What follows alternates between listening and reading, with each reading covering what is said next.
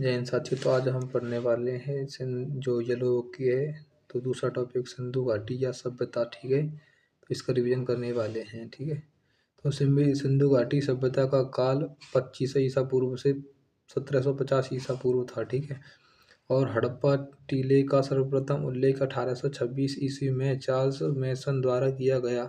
हड़प्पा संस्कृति को कांस्ययुगीन सभ्यता भी कहते हैं। इन लोगों को तांबे में टिन मिलाकर कांसा बनाने की विधि आती थी। सिंधु घाटी सभ्यता की खोज राय बहादुर दयाराम साहनी ने की थी। इस सभ्यता के मुख्य निवासी द्रविड़ तथा भूमध्य सागरीय थे। यह एक नगरीय सभ्यता थी। सिंधु घाटी सभ्यता का बंदरगाह लोथल को माना जाता है। ठीक है, सिंधु सभ्यता का बंदरगाह किसे माना जाता है? लोथल को। ठीक है, सिंधु सभ्यता की लिपि भावात्मक या फिर चित्रात्मक थी। ठीक है, यह लिपि दाएं से बाएं लिखी जाती थी। ठीक है, दाएं दाएं मतलब आपका सीधा हाथ, और बाएं मतलब आपका जो है बोलते हैं खेरा हाथ। ठीक है, और सिंधु सभ्यता में नगर तथा घरों को बनाने के लिए ग्रिड पद्धति अपनाई गई। सिंधु सभ्यता सिंधु समाज मात्र सत्तात्मक था। मोहनजोदड़ो से एक कांस्य की मूर्ति की नर्तकी मिली।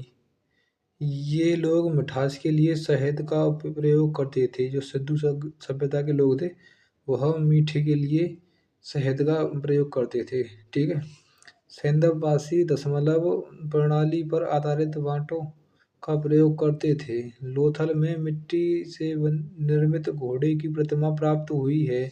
यह गाय के साक्ष्य नहीं मिले हैं। ठीक है, यहाँ गाय के साक्ष्य नहीं मिले हैं। सिंधुवासी बतख को अत्यधिक पवित्र मानते थे। जो बतख जो पक्षी है जो तालाबों में रहती है उसे पवित्र पक्षी मानते थे। ठीक है, जते हुए खेती के साक्ष्य कालीबंगा से मिले हैं, और नक्काशीदार ईंटों का प्रयोग के साक्ष्य भी कालीबंगन से प्राप्त हुए हैं। ठीक है, सिंधु सभ्यता के प्रमुख स्थल। हड़प्पा सभ्यता कहाँ पर? पाकिस्तान की रावी नदी के किनारे। ठीक है, और मोहनजोदड़ो पाकिस्तान सिंधु नदी के किनारे। ठीक, और चौहंदड़ो ये पाकिस्तान के में ही है, ये भी सिंधु नदी के किनारे है।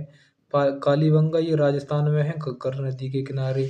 लोथल गुजरात में है, भोगवा नदी के किनारे। रोपण पंजाब में है, सतलज नदी के किनारे। और आलमगीरपुर मेरठ में है, हिंडन नदी के किनारे। रंगपुर गुजरात में है, सुखभादर नदी के किनारे। ठीक है, और धोलावीरा गुजरात में, ये मनसर और मनहर नदी के किनारे। बनावली हरियाणा, रंगोई नदी के किनारे। सतगंगडोर पाकिस्तान, दास्क नदी के। ठीक है, और मोहनजोदड़ो से प्राप्त सबसे बड़ी इमारत अन्नागार है। ठीक, और इनकी मुख्य फसल जो हड़प्पावासी थे इनकी मुख्य फसल थी गेहूं और जौ थी। ठीक, और ये सूती एवं ऊनी वस्त्रों का प्रयोग करते थे। अग्निकुंड लोथल तथा कालीबंगन से प्राप्त हुए हैं। कालीबंगन का अर्थ है काली चूड़ियाँ। ठीक, मन के बनाने के कारखाने लोथल तथा चौहंदड़ो से प्राप्त हुए हैं। चावल के साक्ष्य लोथल से प्राप्त हुए हैं। हड़प्पा की मोहरें पर एक सींग वाले पशु का चित्र मिलता है। ये मोहरें स्टेलाइट धातु की बनी हुई थीं। सिंधु सभ्यता के लोग मात्र देवी की पूजा करते थे, और पशुओं में कोवड़ वाले सांड की पूजा करते थे।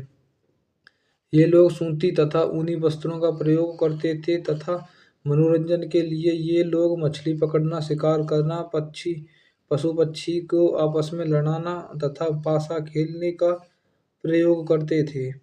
इनको तलवार का ज्ञान नहीं था, और आग में पकी हुई मिट्टी का टेराकोटा कहा जाता था। ठीक है, आग में जो पकी हुई मिट्टी थी उसको टेराकोटा कहा जाता था। सिंधु समाज में पर्दा प्रथा तथा वेश्यावृत्ति भी प्रचलित थी। और सिंधु सभ्यता के लोग लाल मिट्टी से बर्तन बनाते थे तथा उस पर काले रंग का डिजाइन बनाते थे। सिंधु घाटी सभ्यता के निवास का कारण बाढ़ को माना जाता था। ठीक है।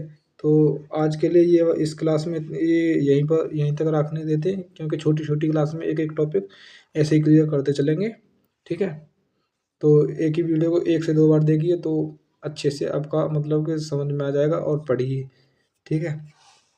ऐसे ही हम पूरी बुक का रिवीजन करेंगे। ठीक है। तो थैंक यू, और फिर मिलते हैं दूसरी नेक्स्ट क्लास में। जय हिंद।